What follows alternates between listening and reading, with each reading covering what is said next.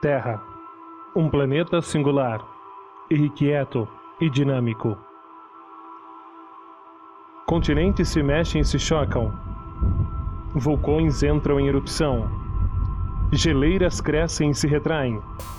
Forças titânicas que estão constantemente em ação deixam para trás um rastro de mistérios geológicos. Este filme explora o Everest, a maior montanha do planeta Terra.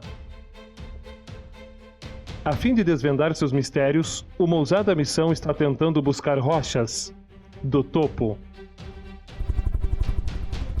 Esta jornada de descoberta sobre a formação do Everest vai revelar antigos fósseis, cristais escondidos, meteorologia sinistra e estruturas imensas esculpidas nas montanhas. O Himalaia se estende por 2.500 quilômetros através da Ásia.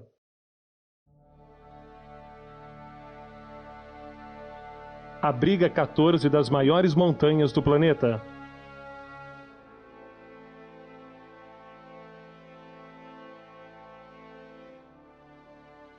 E um pico se salienta sobre todos os outros: Everest. Com mais de 8.800 metros de altitude, Everest é a montanha mais alta do mundo. Para descobrir como esta montanha gigante se formou, os geólogos precisam de evidências. Amostras de rochas do Everest. É uma missão perigosa, e são poucas as pessoas que topam encará-la. Jentan Koo é um dos melhores alpinistas do mundo, e ele vai embarcar nesta missão geológica ao cume do Everest. Recebeu as instruções dos geólogos de pegar amostras de rochas de 3 lugares, um do topo e 2 mais abaixo. Essas amostras incrivelmente raras darão aos investigadores evidência crucial. Kenton está no acampamento base do Everest. Aninhado entre as rochas está situada a mais de 5.000 metros de altitude. Juntando os últimos itens aqui para poder avançar rumo ao topo. E tenho aqui muitas bolsinhas herméticas, onde espero colocar as amostras.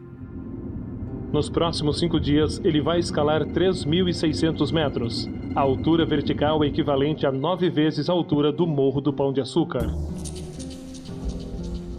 Kenton começa sua jornada partindo do acampamento base. Ele dribla cascatas de gelo, Humboldt, um rio congelado com fissuras de centenas de metros de profundidade. É uma escalada traiçoeira, já que todo esse gelo glacial está constantemente em movimento. Torres altaneiras ameaçam desabar. Kenton agora tem o trecho mais difícil perante si. A 6.000 metros ele já está mais alto que 2 picos de neblina. Ele escala uma crista de puro gelo na encosta do Everest. Ventos alcançam velocidades alarmantes e as temperaturas despencam a menos 40 graus. Desde que deixou o acampamento base, Kenton já escalou por 4 dias. A 7.920 metros de altitude, ele alcança o ponto onde o Everest e sua montanha vizinha se juntam. Aqui estamos. Está frio para danar. Vamos armar o acampamento mais alto do mundo. E estamos a 7.950 metros. Tão alto que nada sobrevive aqui. Deste acampamento, Kenton vai partir às 3 da madrugada, escalar através da noite e tentar chegar ao cimo durante a manhã. Está tudo escuro. São 3 horas da manhã.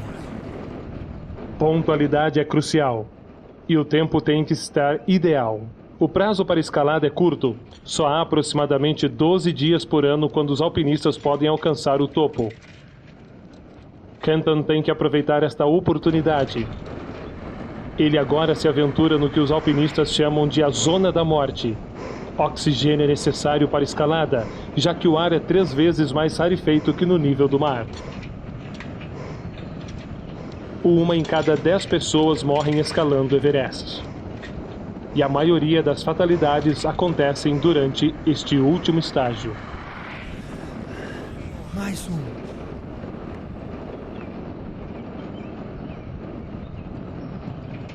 Kenton finalmente atinge o topo do Everest.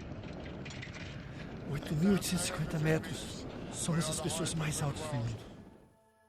Esta é a vista do lugar mais alto do mundo.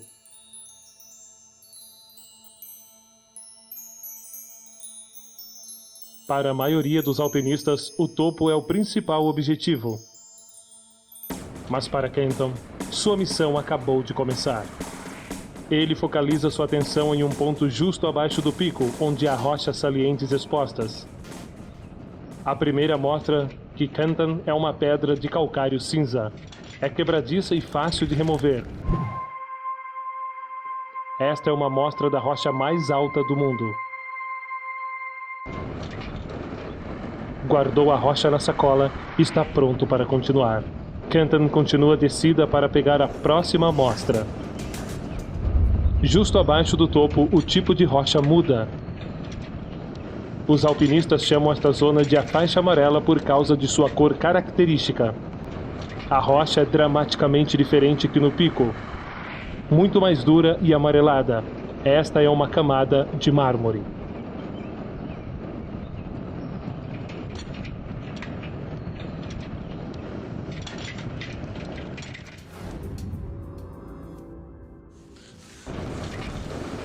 Olha só esse mármore amarelado. Pegamos uma amostra daqui. Não foi fácil. Vamos nos mandar daqui, está começando a nevar. Mas ainda lhe falta uma. Kenton começa a longa descida, onde vai conseguir o próximo bloco de evidência. Ele vai para as bandas da falda ocidental, um vale em forma de U gigantesco, esculpido pelo glaciar de Humboldt. Um rio congelado onde o gelo sem misericórdia afastou a rocha nos últimos milhares de anos. Pedras e detritos da geleira arranham a rocha debaixo delas, revelando o fundamento do Everest. Kenton precisa pegar sua última amostra desta área de rocha esbranquiçada. Granito. Aqui estamos na zona ocidental do Everest, aproximadamente 6.400 metros de altitude. Na verdade, estou debaixo de uma enorme saliência de granito. Esta é uma escarpada gigante acima de mim. Esta rocha branca está cheia de cristais. É extremamente dura e, outra vez, diferente do calcário e do mármore.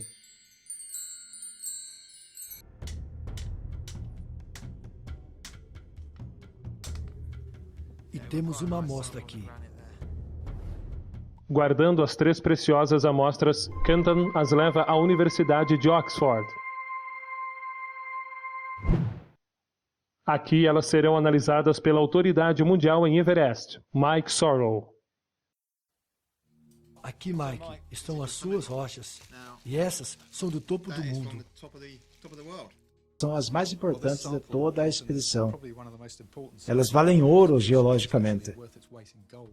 Essa veio do próprio topo do Everest. A próxima rocha baixa veio da faixa amarela. E mais abaixo ainda tem uma outra rocha, um granito. Quase uma imagem completa do Everest. É fantástico. Essas rochas são os 3 principais componentes do Everest. Todo o seu esforço para chegar lá no topo do Everest valeu a pena. Fantástico. Ótimo, ótimo, muito bom. Agora o próximo passo é descobrir o conteúdo, o que tem dentro. A amostra do topo é cortada em uma seção finíssima. Tão fina que luz passa por ela. Vamos dar uma olhada nessa lasca de calcário do topo do Everest. A rocha mais alta do mundo revela seu segredo. Olha, que interessante.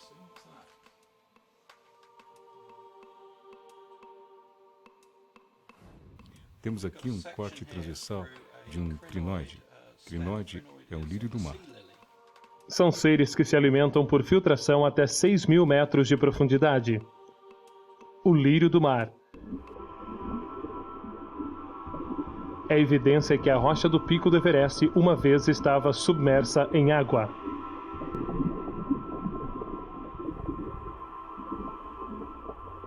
Portanto, com essa evidência, podemos categoricamente dizer que esta rocha uma vez estava no chão do oceano.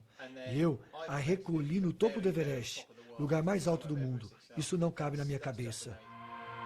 Este mistério ainda tem que ser desvendado. Como que uma rocha com fósseis marinhos terminou no cume do Everest? A missão de colecionar amostras do Everest desvendou 2 dicas sobre sua formação. Amostras mostraram que a montanha é composta de 3 tipos de rochas bem diferentes. Rocha do topo do Everest contém fósseis marinhos, provando que uma vez se encontrou no fundo do mar. Para descobrir como o fundo do mar se transformou na maior montanha do mundo, geólogos precisam encontrar evidências que têm milhares de anos de idade, fazendo uma viagem no tempo bem antes da formação das cordilheiras do Himalaia.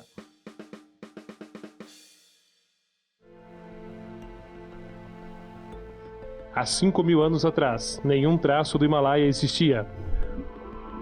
O lírio do mar, agora fossilizado no topo do Everest, é prova que havia água no lugar onde agora está esta montanha gigantesca. Mas para descobrir se se tratava de um lago rasinho do interior ou um profundo oceano, o geólogo Mike Sorrell viaja até o Himalaia. Ele começa a investigação no rio Garakola. Ele desce do Himalaia e carrega consigo uma pista intrigante. A rocha que tem em mãos agora pode parecer sem graça e insignificante. É simplesmente um seixo tirado do fundo do rio. Mas a verdade é uma pista-chave sobre a formação da cordilheira do Himalaia. É formidável quando rachamos essa pedra no meio. O que você encontra lá dentro é um lindo fóssil. E nós chamamos esse fóssil de amonita. Esta criatura milenar faz parte da família das lulas. É prova de um complexo ecossistema situado no profundo do oceano. O fato de haver depósitos marinhos por todo o continente, no mesmo nível, se estendendo de continente a continente, nos diz que todo mundo esteve debaixo d'água ao mesmo tempo. Isso vai contra o pensamento evolutivo, porque se tudo estava submerso ao mesmo tempo, então toda a vida na Terra deveria ter sido destruída. Tem que ter havido uma catástrofe global como um dilúvio universal.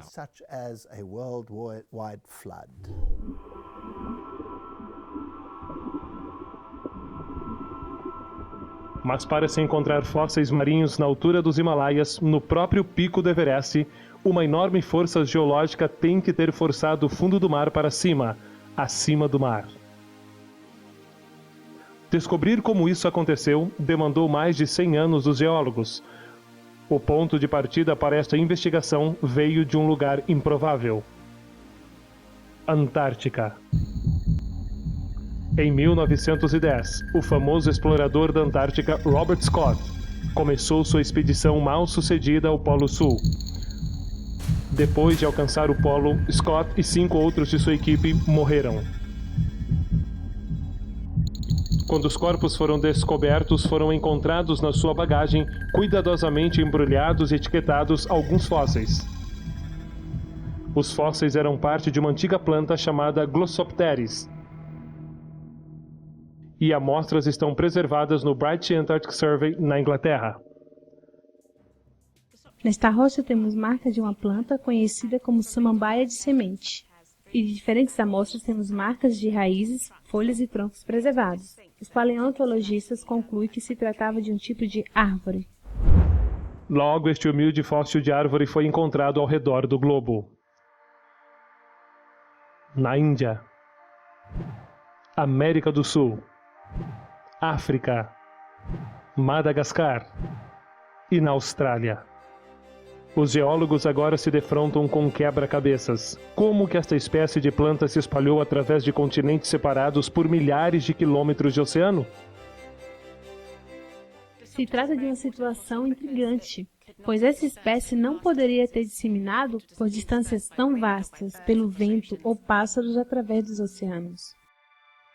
Se os glossopteres não poderiam cruzar oceanos, então só resta uma solução para os cientistas. Quando estas árvores estavam vivas, há milhares de anos, os continentes estavam todos unidos. Faziam parte de um supercontinente chamado de Gondwana. Glossopteris pôde se espalhar por esta antiga massa de terra.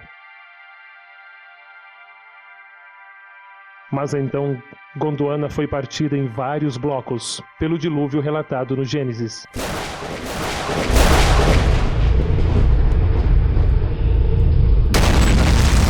A inundação universal mexeu com a própria estrutura da Terra e as forças tectônicas resultantes que separaram os continentes. 4.500 anos atrás, a Índia se separou do supercontinente, rumo ao norte, e finalmente se esborrachou na Ásia. Segundo a teoria das origens, o supercontinente Pangeia se dividiu há muitos milhões de anos atrás. Quando a Índia se chocou com o continente asiático, se formou o Himalaia. E se nós repararmos bem, na parte superior desta cadeia de montanhas, nós encontramos depósitos marinhos e encontramos organismos marinhos, como lírios do mar. Agora, isto não está em harmonia com o pensamento atual sobre o assunto, porque as camadas mais jovens não podem estar no topo dessas montanhas, se é que houve erosão nelas, e a montanha também está ali, em sua elevação. Então, o fato de que há fósseis marinhos em seu topo, e o fato de que as camadas mais jovens estão no topo, mesmo havendo erosão, mesmo considerando os índices atuais de erosão, deveriam ter sumido já várias vezes. Isso nos indica que provavelmente se trata de uma catástrofe e que esses eventos aconteceram rapidamente e são evidências do dilúvio bíblico. A investigação desvendou pistas que comprovam que a Índia e a Ásia, a certa altura, estavam separadas. Amonitas são evidência que havia um oceano entre Índia e Ásia. Os fósseis Glossopteris são evidência que a Índia fazia parte deste supercontinente chamado de Gondwana. O próximo passo na investigação é descobrir como esta colisão intercontinental salientou a maior montanha do mundo.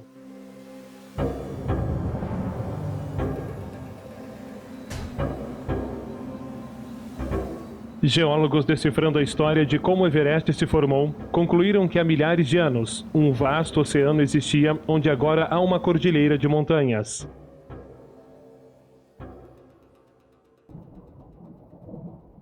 A Índia fazia parte de Gondwana, até que durante o dilúvio as comportas do céu se abriram, chuva torrencial caiu por 40 dias e 40 noites, forças tectônicas violentas sacudiram as próprias bases da Terra e rachou este antigo continente, empurrando a Índia para o norte.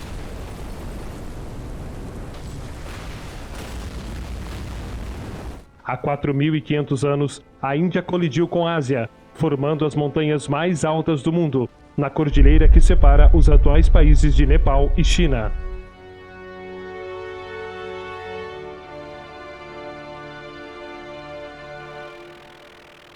Traços do primeiro estágio neste processo ainda se podem ver no Himalaia hoje. A melhor maneira de reconhecê-los é a partir do ar. Os Himalaias são tão inacessíveis. Dá uma olhada aqui fora. Tem um mar de montanhas. Todas elas têm mais de 6.000 metros de altitude. Deve ter centenas delas. São impossíveis de serem escaladas por simples mortais. Isso é geologia, em uma escala maciça. As diferentes formações aparecem. Enormes dobras nas rochas se veem claramente nas laterais das montanhas. Todas essas dobras que nós vemos aqui, do Ligueire Chukchi, surgiram na primeira parte da formação do Himalaia. Quando a Índia colidiu com a Ásia, a primeira coisa a acontecer foi que a margem norte da Índia começou a ceder e a se dobrar. E essas dobras são tão espetaculares, se você olhar para fora da janela aqui, são incrivelmente impressionantes. Como um trem gigante, a Índia colidiu com a Ásia. A terra e o fundo do mar que estavam no meio literalmente se quebraram sob enorme pressão.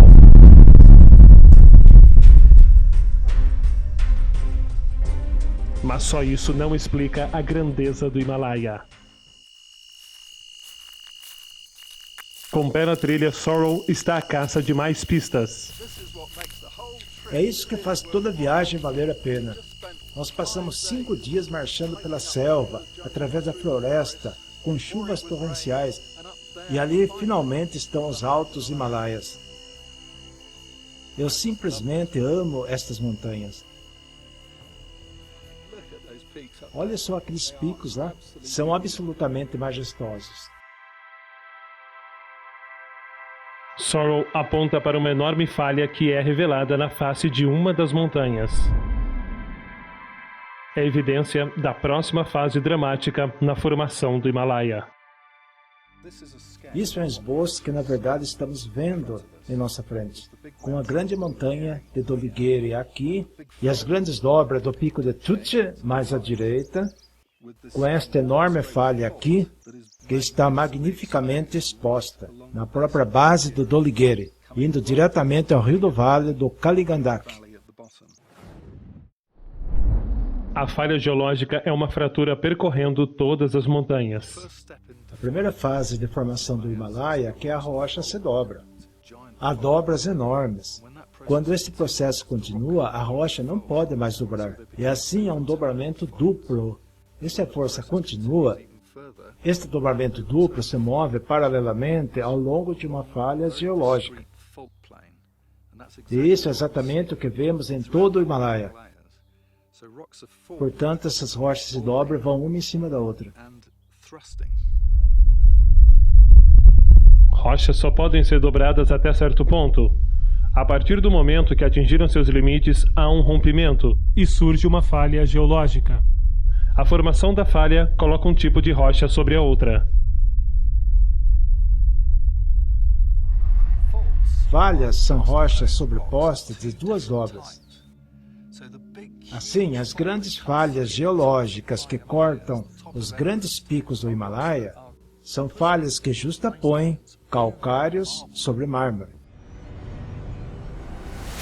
Isso é exatamente o que foi revelado pelas amostras de rocha do Everest trazidas por Kenton.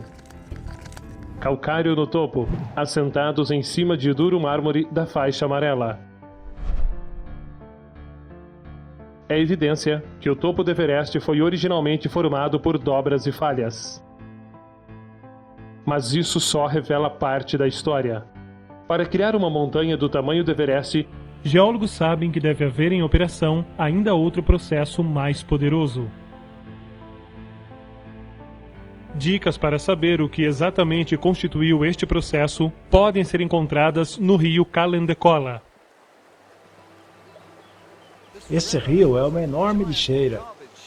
Houve uma erosão de todos esses blocos do alto do Himalaia, e a enxurrada os leva em direção às planícies do sul. Aqui nós temos uma amostra das rochas que compõem as montanhas do norte. Como qualquer detetive sabe, muitas vezes as melhores descobertas são feitas vasculhando lixo. Desta vez é lixo dos picos do Himalaia. Essa é exatamente a rocha que eu estava procurando. Este é um lindo exemplo de uma cianita,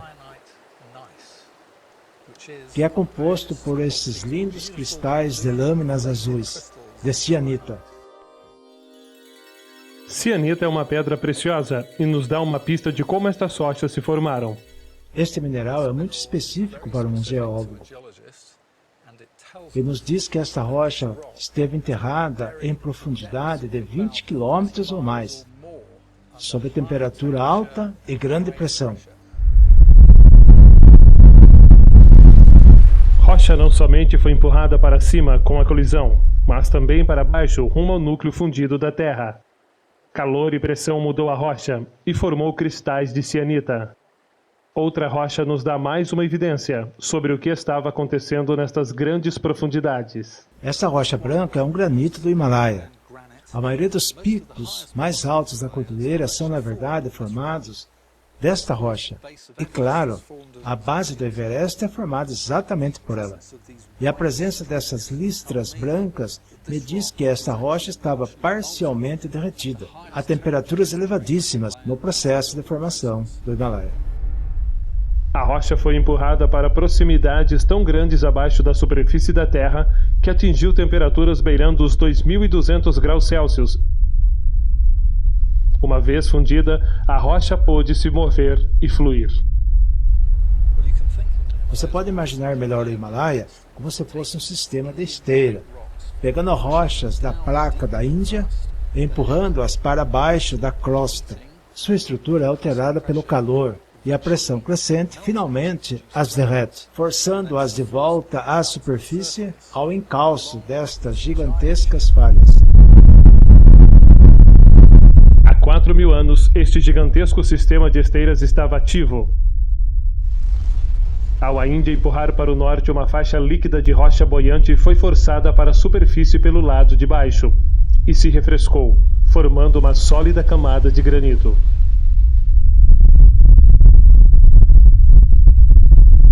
Granitos são rochas muito flutuantes. E quando se formaram pela fusão parcial da crosta, isso empurrou a crosta terrestre para cima, formando as cordilheiras, como você vê na Serra Nevada, no Parque Nacional ali.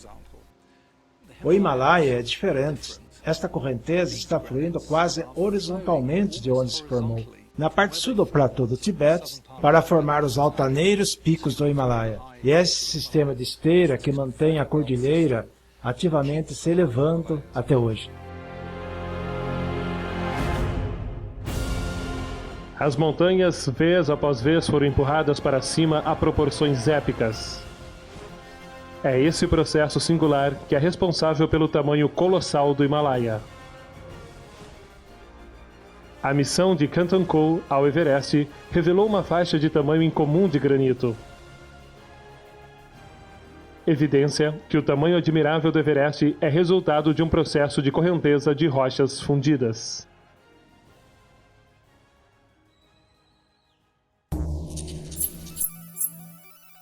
Fósseis típicos do fundo do mar foram encontrados na cordilheira do Himalaia.